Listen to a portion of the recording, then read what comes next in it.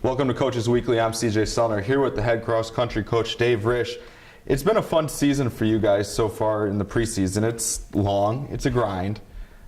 You do a lot of workouts and there's no competition. It's finally competition week though. How do you feel so far through the preseason? Well, it's been a really good first 2 weeks of practice. We've actually scaled back a little bit this year compared to other years. I think in my old age, I've started to realize that we want to make sure everybody stays healthy and that the progressions are correct, that they're not overworking and getting hurt right away. So we've kind of scaled back on the practices, but we've had some good workouts, and we did a time trial about a week ago, and that worked out well. And I think you hit it on the nose when you said that the athletes are pretty much ready to go at this point. You sort of train, and at some point you want to race and run against some other competitors. So we're definitely at that point now. Now we'll look first on the women's side of it. Danielle McCormick, Miriama Kashil, you have a lot of returners that have that experience that really kind of took leaps and bounds forward last year for you guys. And there were a lot of people that were impressive that we talked about quite often that made their name known in the conference last year. Yeah, most definitely. You mentioned two of the names that are kind of standouts. Danielle McCormick had an excellent sophomore season as well as a great freshman year. And so we look for continued good successes from her this season. She is coming off an injury which she sustained at the end of indoor track. So she was kind of limited over the summer, so she doesn't quite have that base training. But she is working her way back, and she's working hard. So while we won't have her competing the first couple of meets, she will be back at some point. We're hoping by maybe mid-season, but she's going to kind of dictate that by how she's feeling and how prepared she feels that she is.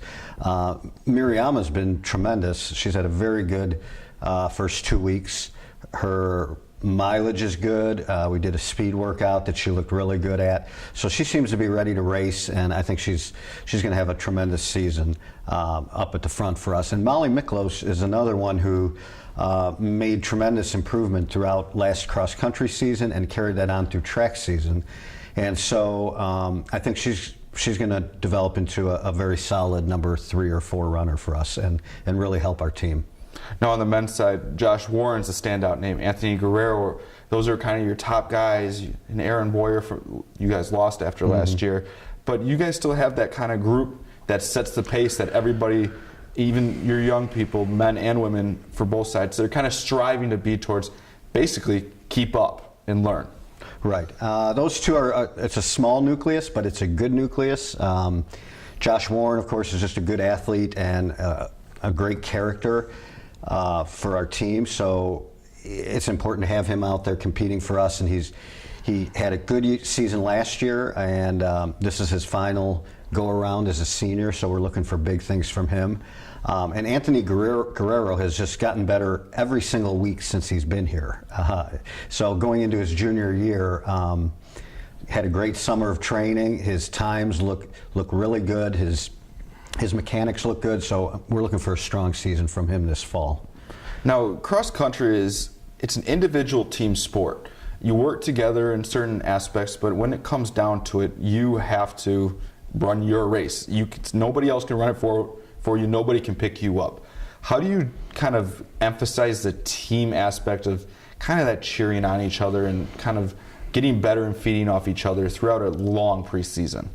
Yeah, it's cross country is a unique sport. I think cross country and track are unique. There's always that camaraderie amongst the team members, and we do try to build on that through some team building activities, and just by nature they really are supportive of one another, and so at practices they're kind of cheering each other on, and certainly that carries over into meets. It's a unique aspect though, because it is a team sport, but really it's based on the individuals doing their part for the team to be successful. And we really stress that with our runners, that you're not running at somebody else's level. You're running what your goals are, and you're running at your paces to reach those goals. And so one of the worst things you can do is go out and think you're going to run a minute and a half faster, and that can really destroy a race. You know, they always say you can you don't win a race in the first mile, but you can certainly lose the race during the first mile. So we really stress at running their paces and setting their goals, and if they do that and they achieve those goals, then that's a huge success for us. Now, we kind of look towards this first week, Elmhurst Invitational. You guys have been there year after year. It's kind of that first one, get all the kinks worked out. How do you kind of set it up? We know when we talk with the track, because track and cross country kind of go hand in hand, you're not trying to run your best race this week. It's just a fact. You're trying to continue to build on towards the end, towards the conference conference race, and those bigger races when you go up to Wisconsin and Winneconne for Oshkosh and the regionals. How do you kind of tailor your expectations and get ready for this week?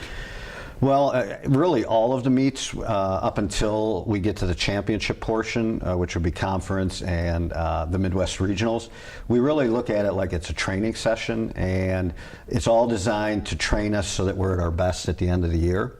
And so some meets we may actually train through the meet.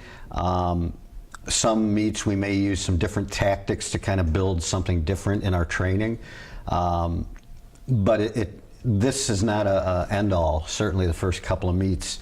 And I always tell people at the end of the year, you're not even going to really remember much about Elmhurst, but you do remember the championship races.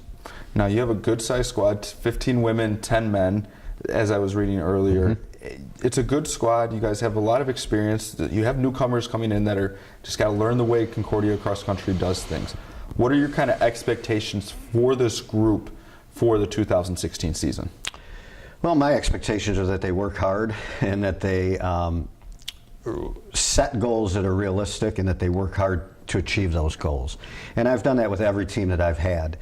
Whether we finish first in conference or finish fifth, we want our people to come away feeling like they've accomplished something, that they've sort of matured and grown as people and as runners, and that at the end of the season they don't feel like they could have or should have, but rather that they were able to accomplish what they wanted to.